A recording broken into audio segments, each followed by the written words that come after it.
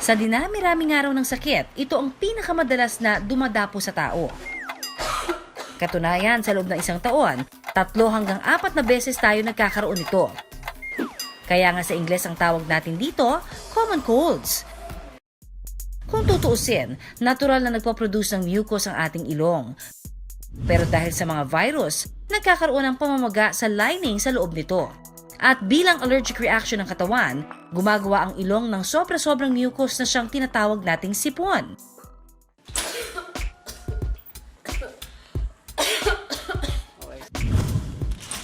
Pwede itong makahawa sa pamamagitan ng direct o indirect contact. Ibig sabihin, nalilipat ang virus sa pamamagitan ng ating kamay at mga bagay na hinahawakan. Kung tutuusin, kusang gumagaling naman ang sipon sa loob ng 7 hanggang 10 araw. Pero para mapabilis ang pagbuti ng pakiramdam, heto ang ilan sa mga home remedy na pwede nating subukan. Una, kapag baradong ilong, kung hindi na kaya ng budget na bumili ng nasal spray, pwedeng magpakulo ng tubig. Ang eucalyptus ay mabisang decongestant, kaya naman naiibsan nito ang pagbabara ng ilong at nagdudulot na maginhawang paghinga. Magtalukbong ng tuwalya at saka singhutin ang steam o singaw mula rito. Madalas ang sipon, may kaakibat ding ubo at pangangati ng lalamunan.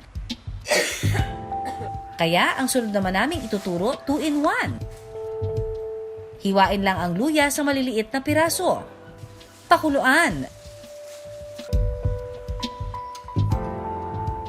At saka inumin ang tubig na pinagpakuluan. Natural na analgesic kasi ang luya. Ibig sabihin, naiibsan nito ang pangangati ng lalamunan na kadalas ay dahilan ng pag-ubo. May taglay din itong gingerols na mabisang pangontra sa mga virus na nagdudulot ng sipon. Kung medyo natatapangan sa lasa naman ng luya, heto ang pwede ninyong subukan na epektibo rin. Ang green tea with honey. Ang green tea ay mayaman sa catechins na isang uri ng antioxidant. Mabisa itong panlaban sa mga virus na nagdudulot ng sipon. Samantalang ang honey, maihahambing daw sa tinatawag na dextromethorphan o yung mga gamot na cough suppressant. Pero ang maganda raw sa honey, all natural. Gayunman mga kapuso, hindi naman namin sinasabi na wag na kayong uminom ng gamot, ha? Ang home remedy na ito na itinuro namin, kaakibat ang mga payo ng doktor. Makatutulong para sa ating mabilis na paggaling.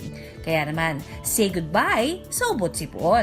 Maraming salamat sa pagtutok sa Pinoy MD. Para po sa iba pang kaalaman tungkol sa ating kalusugan, mag-subscribe na sa GMA Public Affairs YouTube channel. And of course, don't forget to hit the bell button for our latest updates.